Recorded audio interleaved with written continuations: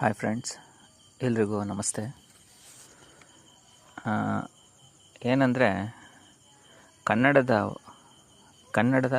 ಕಾವ್ಯ ವಿಚಾರ. ಕಾವ್ಯ ಅಂದರೆ ಹಳಗನ್ನಡ ಮುಖ್ಯವಾಗಿ ಹಳಗನ್ನಡ ಅಲ್ಲ, ಇದು ಹೊಸಗನ್ನಡ. ಹೊಸಗನ್ನಡದಲ್ಲೇ ಕೆಲವು ಕಾವ್ಯ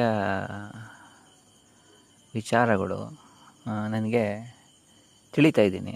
ನಾನು ಕೂಡ ಯಾವುದೋ ಒಂದು ಯೂಟ್ಯೂಬ್ನಲ್ಲೇ ಇರುವಂಥ ಪಾಠನ ತಿಳಿತಾ ಇರೋಂಥದ್ದು ಇದು. ಆದರೂ ನನಗೇನೋ ಒಂದು ತುಡಿತ, ಅದನ್ನು ಹಂಚ್ಕೊಳ್ಳೋಣ ಇನ್ನೊಬ್ರ ಹತ್ರ ಅನ್ನೋ ಒಂದು ಕೇಳಿದ ಖುಷಿ, ತುಂಬ ಖುಷಿ. ಇಷ್ಟೊಂದು ಸಿಂಪಲ್ ಇದೆಯಾ, ಅಥವಾ ಒಂದೊಂದ್ಸತಿ ಇಷ್ಟೊಂದು ವಿಚಾರ ಇದೆಯಾ, ಎಷ್ಟು ಚೆನ್ನಾಗಿದೆ ಈ ವಿಚಾರ ಅಂಥೇಳಿ ಅದೇನೋ ಒಂಥರ ಹಂಚ್ಕೊಳ್ಳೋಣ ಅನ್ನೋ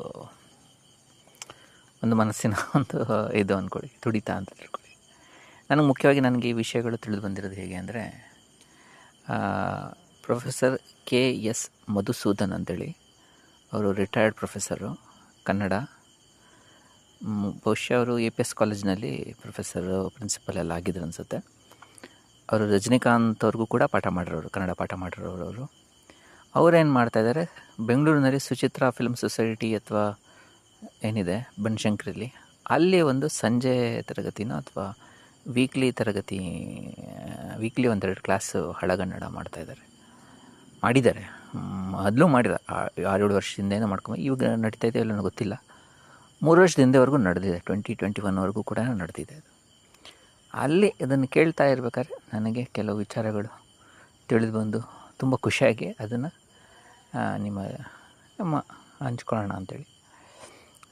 ಮುಖ್ಯವಾಗಿ ಇದು ಅಕಸ್ಮಾತ್ ವೀಡಿಯೋ ಕಂಪ್ಲೀಟ್ ಆಗಲಿಲ್ಲ ಅಂದರೆ ಒಂದು ನೆಕ್ಸ್ಟ್ ವೀಡಿಯೋ ಅಂತ ಮಾಡ್ತೀನಿ. ನೆಕ್ಸ್ಟ್ ವೀಡಿಯೋನೇ ಇದೇ ಥರ 3 ಮಿನಿಟ್ಸ್ ವೀಡಿಯೋಲ್ಲೇ ಕವರ್ ಮಾಡ್ತೀನಿ. ಫಸ್ಟ್ ಬಂದು, ಇವಾಗ ನೀವು ಜಾತಕ ಪಕ್ಷಿಯಂತೆ ಕಾಯುತ್ತಿದ್ದಳು ಅಂತಲೂ ಒಂದು ಬರುತ್ತೆ. ಜಾತಕ ಅಲ್ಲ ಅದು, ಆ್ಯಕ್ಚುಲಿ ಬಂದು ಚಾತಕನೇ. ಬಟ್ ಕೆಲವರು ಉಚ್ಚಾರಣೆ ಅಥವಾ ಓದೋ ಸಮಯದಲ್ಲಿ ಅದನ್ನ ಜಾತಕ ಅಂತ ಓದಿದ್ದಾರೆ. ಬಟ್ ಆ್ಯಕ್ಚುಲಿ ಬಂದು ಚಾತಕ ಪಕ್ಷಿ ಅಂತ. ಏನು ಈ ಜಾತಕ ಪಕ್ಷಿ? ನಾನು ಆ್ಯಕ್ಚುಲಿ ಚಾತಕ ಅಂದರೆ ಜಾತಕ ಅಂತಲೇ ನಾನು ತಿಳ್ಕೊಂಡು ಜಾತಕ ಪಕ್ಷಿ ಅಂತ ಅನ್ಕೊಬಿಟ್ಟಿದ್ದೆ. ಅಂದರೆ ಈಗ ಏನಾದ್ರು ಮೀನಮೇಷ ಎಣಿಸ್ತಾ ಇದೆಯಾ ಅಂತ ನೋಡಿ, ಏನಾದ್ರು ಕೆಲಸ ಮಾಡಬೇಕು ಅಂತಂತಂದ್ರೆ ಮೀನಮೇಷ ಅಂದರೆ ಏನಾದರೂ ಸಮಯ ಕೂಡಿ ಬರಬೇಕು ಕೆಲಸ ಮಾಡೋಕ್ಕೆ ಅಂತ ಯೋಚನೆ, ಅದನ್ನು ಜಾತಕ ಪಕ್ಷಿ ಅನ್ನೋದಕ್ಕೆ ಹೋಲಿಸಿರ್ಬೋದು ಅಂತ ನಾನು ಅಂದ್ಕೊಂಡ್ಬಿಟ್ಟಿದ್ದೆ. ಜಾತಕ ಅಂದರೆ ಈ ಮೀನಮೇಷ ಎಣಿಸೋದು ಅಂತ. ಬಟ್ ಅದಲ್ಲ.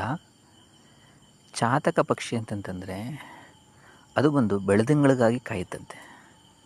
ಬೆಳದಿಂಗಳನ್ನೇ ಅದು ಆಹಾರವಾಗಿ ಸೇವಿಸುತ್ತಂತೆ ಅದು. ಅದಕ್ಕೆ ಅದು ಬೆಳದಿಂಗಳಿಗೆ ಕಾಯೋದನ್ನು ಜಾತಕ ಪಕ್ಷಿ ಅಂತ ಕರೀತಾರೆ.